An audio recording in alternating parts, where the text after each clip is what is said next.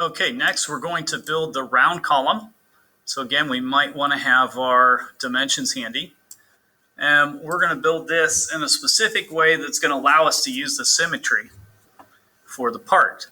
So when I start my sketch, I want to sketch this on the XZ plane. And I'm going to actually start with the cylinder. So I'm going to draw a circle with the diameter of 0.625 inches. Okay, now when I extrude this, I want to extrude this symmetrically. And the full height of that cylinder is 2.75 inches. And if we look at this, there's a couple of settings. That is half the length, so that's actually 5.5 inches. That looks a little bit tall. That's what I want. We have a couple buttons here with this.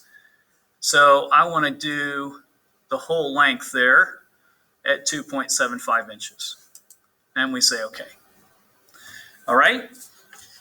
Next, let's draw a sketch on the top face.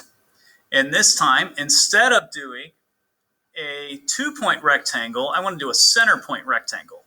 So that way I'll click on the center of that cylinder, 1.125 inches, tab 1.125 inches. And when I extrude, I need to select both of those profiles and extrude it up 3/8 of an inch, 0.375.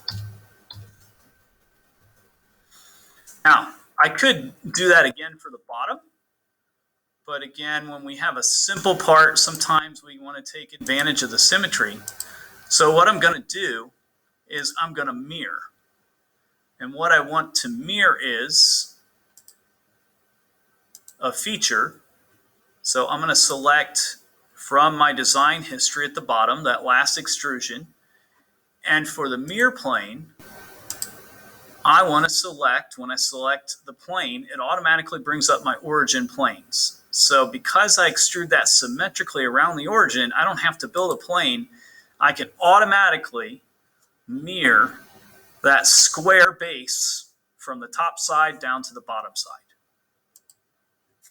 Okay, just save some time. When things are symmetrical, that's what you want to do.